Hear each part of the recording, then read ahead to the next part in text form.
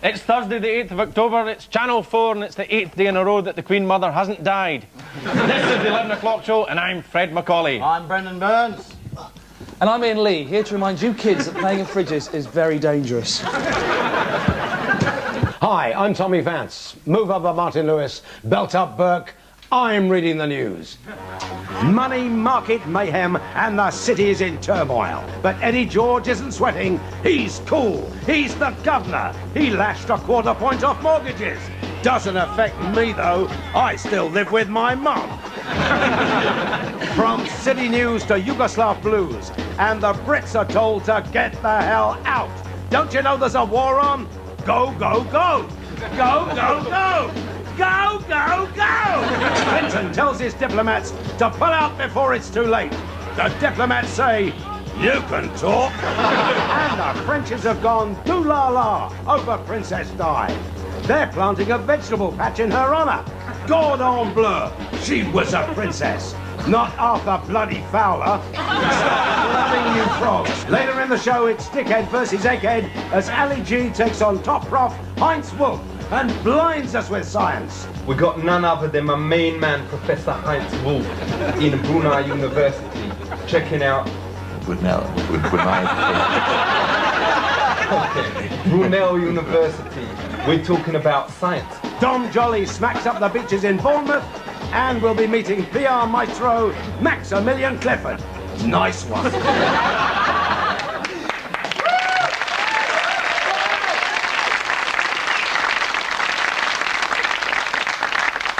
A judge accused of £1 million fraud was let off scot-free yesterday.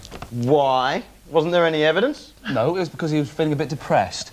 Poor Judge Richard Dew, who drives a Mercedes sports car with the number plate G1, is now trying to piece together his shattered life on holiday in America. The rare legal loophole that got Judge G off the hook dates back 500 years and is called nolli prosequi.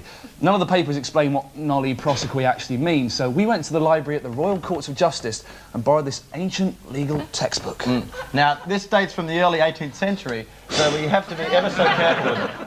We borrowed this cool little thing from Countdown. Now, this is the transcript of the original case in 1778, when Justice Falconbury was up on a charge of impersonating a leper for financial gain. Cool.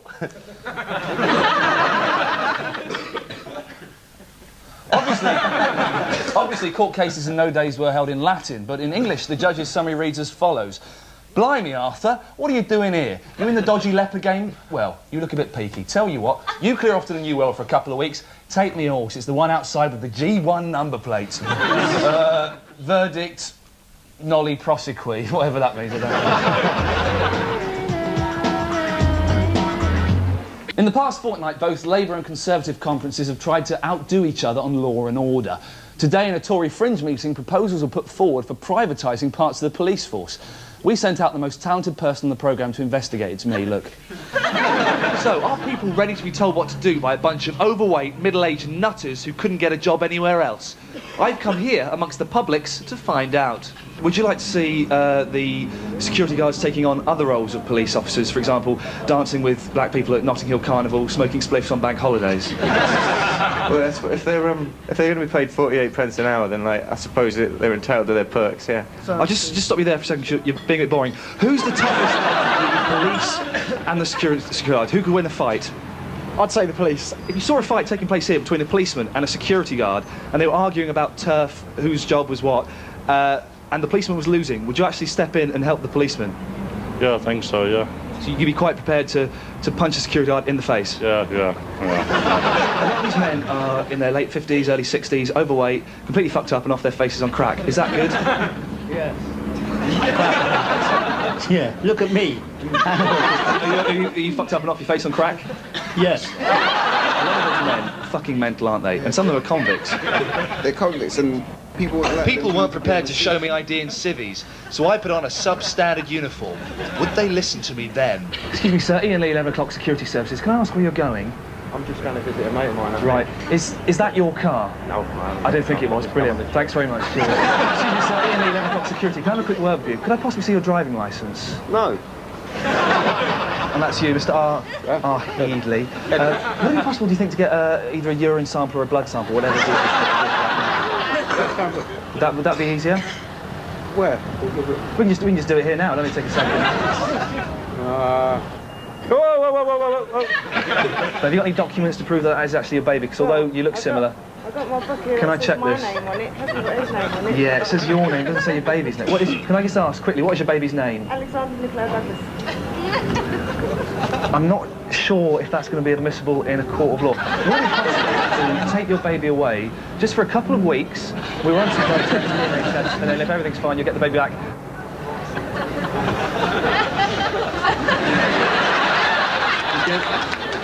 Would you mind if I searched you? No. It's Ian Lee for the 11 o'clock show.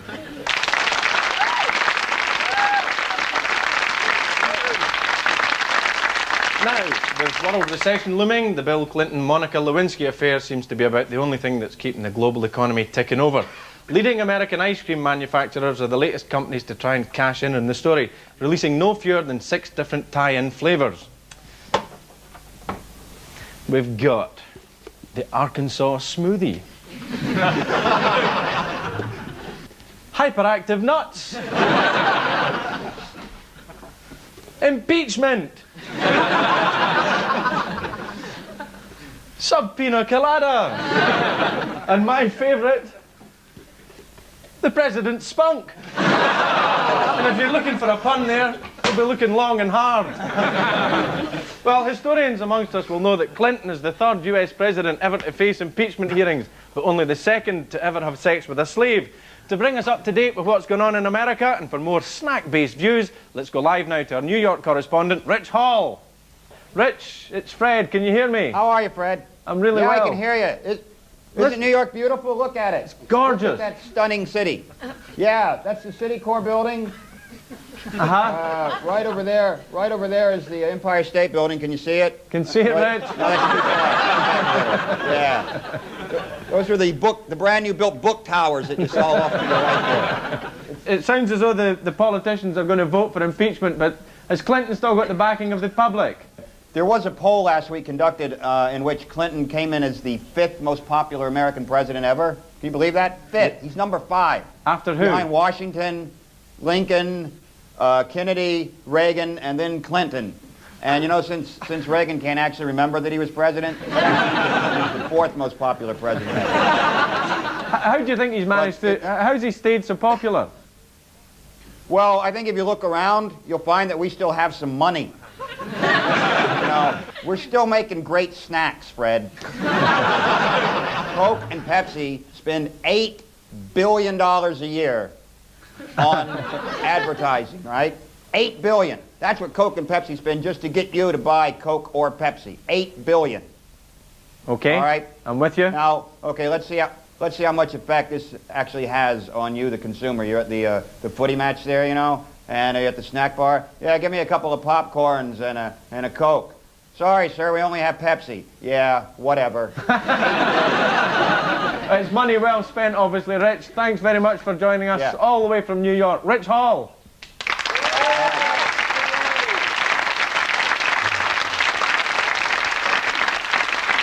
Now, football supremo Ruud Gullit has joined the long line of stars who've opened their heart and front door for Hello magazine in an article that spans 11 pages. That's roughly 10 too many. Ruud is pictured with his girlfriend Estelle and their 9-month-old daughter Joelle, who they like to dress as a Covent Garden street jester. Oh yes. To save you the bother of trawling through the mag, here are the only bits from Ruud's Hello interview worth reading. Estelle, Ruud didn't shag you for 4 months. Don't you think that was a bit weird?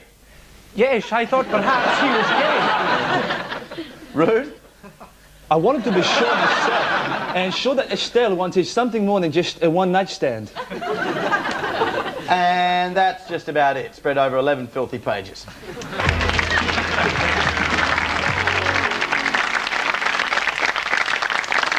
Tesco's have announced today that they plan to label all their genetically modified foods because customers are worried about eating them.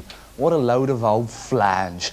I've been eating genetically modified food for years, like carrots, tomatoes and courgettes, and it's never done me any harm. Anyway, we'll see you after the break. We'll have this. Yeah. Wake up! Wicked! Wait up, girl! And you wait up too, because in the second half I'm going to be chilling with my main man, Professor Wolf. West Side, aight? Wake up! Stay alive. Read all about it. Man dresses children in silly coats just for a laugh. Extra, extra.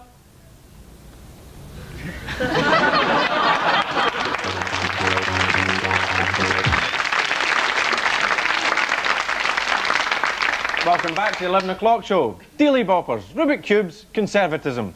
Mad fads which are quickly forgotten. But the latest craze to grip the nation is yo-yos. Here's Brendan. This is brilliant! This is brilliant! This is brilliant! This is brilliant! Bored now. Now, if you're looking up at the sky tonight, you'd be watching one of the most spectacular meteor showers in living memory.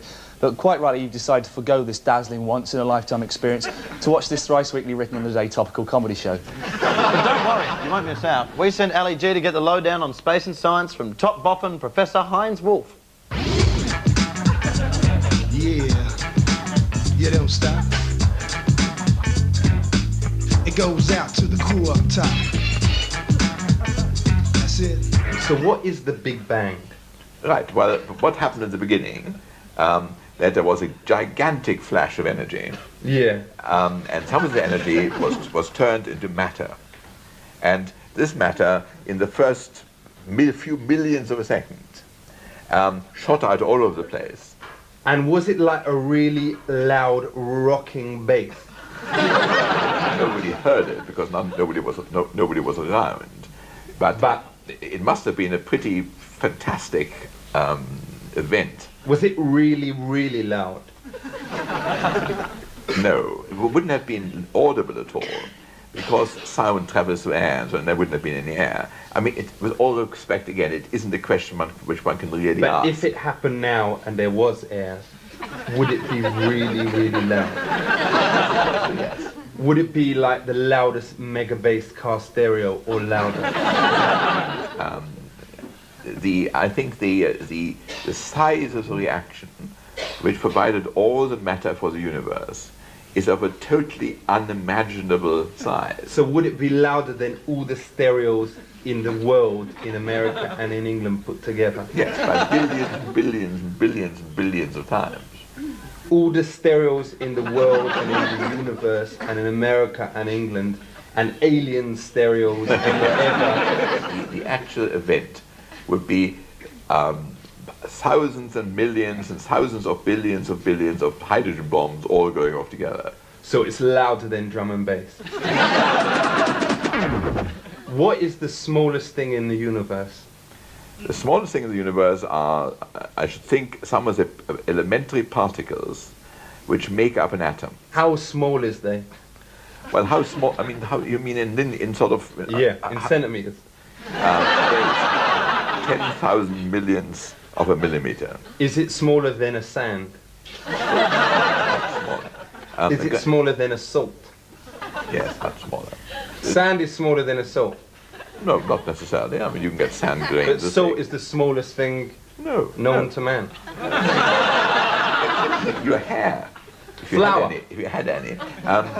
Flour is... Flour is smaller. Is the smallest thing. I got muddled up.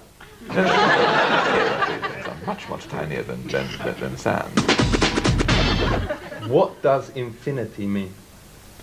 Infinity means that if you are traveling by any means, whether it's Concorde or sitting on a beam of light, you'd never come to the end. Is it a number? No.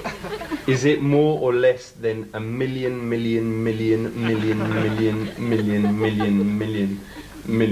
More. Because you can always add 1 onto the end. Okay, I'll add 1,000,000 on the end.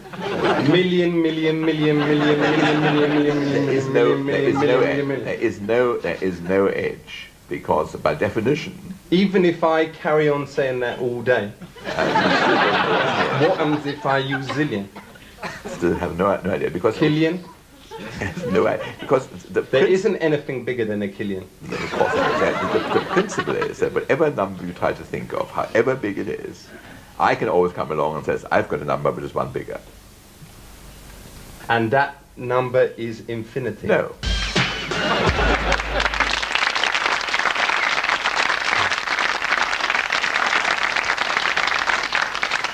5 months after well-known alky Kevin Lloyd died following his collapse in the pub, just days after being sacked from the Bill for going on a week-long bender, an inquest has concluded there is some connection between his death and booze. Most amazing of all is that Tosh was actually able to hold down his job in the Bill for 10 years despite his boozy ways, which saw him down up to 20 beers a day. Who else could drink themselves stupid and still manage to do their job? Well, Brendan reckons he can, so after last night's show, we locked him in the studio with a stack of beers and asked him to write just 1 decent joke. Let's see how he got on.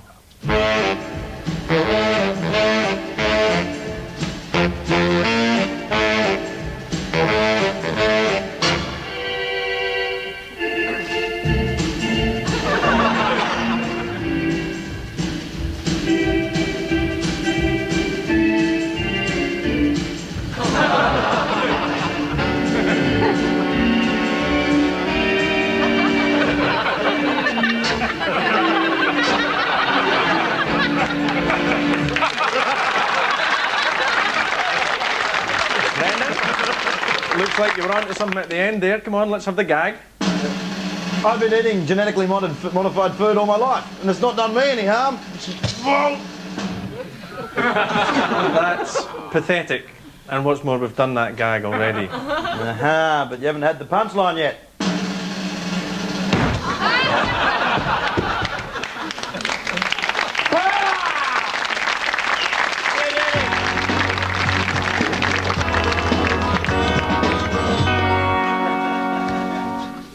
According to official figures released today, the Tory party conference was watched by a massive 0.3 million people. That means it was pipped in the ratings war by a repeat of Channel 5's tiresome seaside drama Sunset Beach. If the Tories really want to get viewers, they need to spice the conference up a bit, make it a bit more exciting. I don't know, do something like this.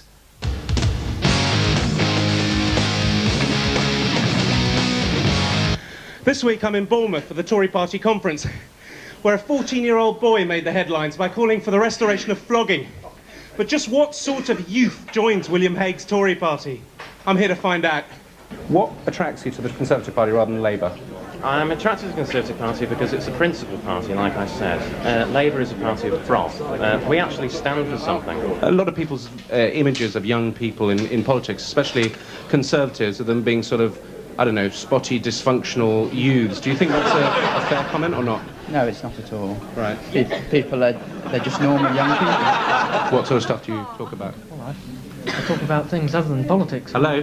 Karen, go on. No, I'm doing the young Tory people. Karen, just keep doing it. I talk... I'm doing the young Tories, yeah. we talk about... no, it's not. It's boring. To revamp the sort of youthful image of the Conservative Party. He's ditched the old young Conservatives, and he's repackaged the whole thing. He's calling it Conservative Future. But why would he need to? I went to ask him. Mr. Hague, I was just wondering whether you're worried that the children in this new organisation might be as embarrassing as the young Conservatives were. You guys get tanked up after the conference? I mean, is it really a... Well, no, get down and... I've got them in. All right. Do you guys stay up as well? Go on, get them down. You've got the Tory boy image, which we're trying to get rid of. But all... Sorry. So the image you want to present what? It's sort of very...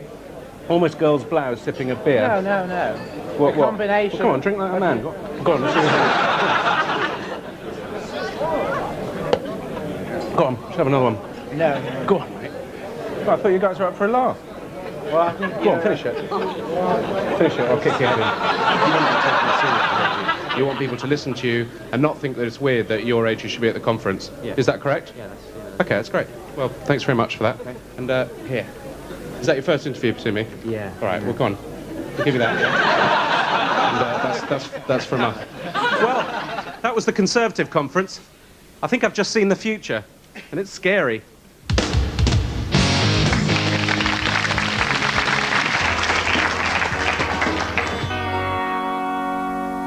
Zoe Ball is soon to appear in a new TV ad where she's asked revealing questions why wild up to a lie detector.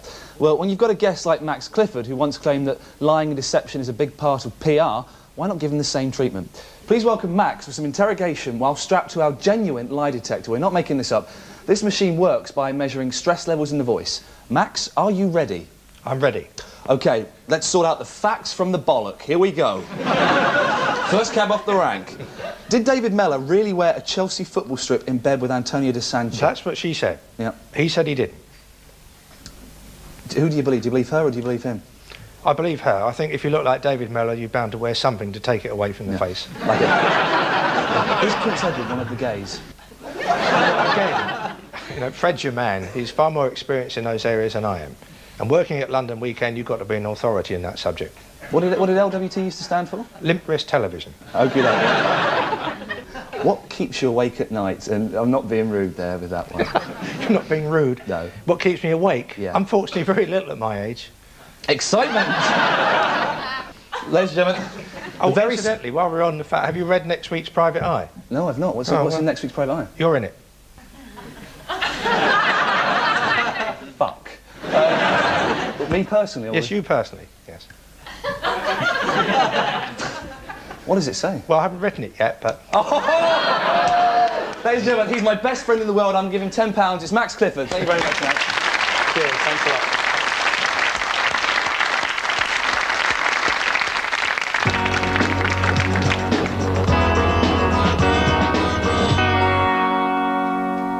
Richard Branson got into trouble earlier this week after swearing on BBC Radio. The BBC were outraged by Branson's outburst because they have a very strict policy on rude words. For example, we've managed to get hold of a leaked copy of a genuine BBC internal memo on the topic. It's absolutely real and it's titled Sensitivities Towards the Use of the Word Twat. And it reads, it appears there is some uncertainty about the meaning of the word twat. In many parts of the country, it's another term for the C word. So we've decided to help our public service rival by finding out exactly where it is that the word has a rude meaning.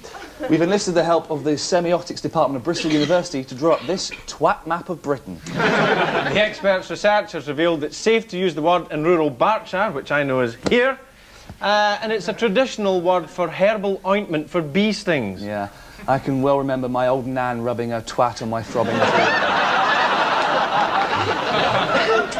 You can use the word in Cornwall without offence. There, a twat is a type of net used by trawlermen. At night, they can often be heard drunkenly bragging about the number of fishy old twats they've had their weather-beaten fingers in over the years. Nor is the word considered rude in Derbyshire's Peak District. The twat there is a deep underground cave. And at the weekend, the pubs ring out with tales of how novice potholers have got embarrassingly stuck as they tried to squeeze their way into a tight, dripping twat.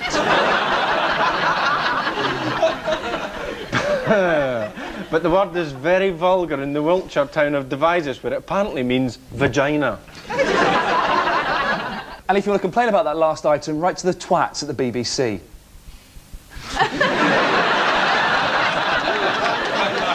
Now, we've only been going for 2 weeks, but already the format of the 11 o'clock show has been sold around the globe. The show's really taken off in Holland, where they're doing their own version called the 11 Uur Show, which I think roughly translates as the 11 o'clock show. And our own Euro correspondent, Wim van der Laan, has landed a plum job as presenter. Let's see what he and his co-hosts are up to. Krieghoeders mij nog geen herdaan. Nu is het dat voor onze volksnacht hebben vonden onze kunst van de verre old Brandon Burns. Brandon, wat voor hechte bloemen hazen Uli Kniek? G'day, Wim. Aussies have been throwing their barbies like boomerangs this arvo, after the Brisbane Parliament introduced the new Australian Music Directive. From now on, all households in Queensland must have at least one copy of Midnight Oil's Beds Are Burning, one copy of Woodface by Crowded House, and 2 copies of Kylie Minogue's I Should Be So Lucky, Lucky, Lucky, Lucky. Is that true, Brandon? Nah, it's a sack full of dingoes danglers. Then why are you telling us this? Because we're Australian and we hate you Belgians. Crazy. I talk to this guy every day and he doesn't get it into his stupid Aussie head that I'm a Dutchman. Vanka.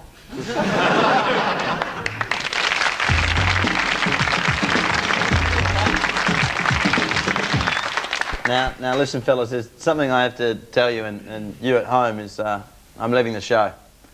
I can't stand the late nights and sparring with a balding co-presenter and putting up with the bubble-necked ponce. And if Denise can leave Channel 4 for ITV, then so can I. So, All right, mate. see you later, Bradley. Cheers. No, there's no point putting on a brave face. I'm going. I'm leaving. Cheers, mate. All right, I'll stay till the end of the show. Goodbye. Bye.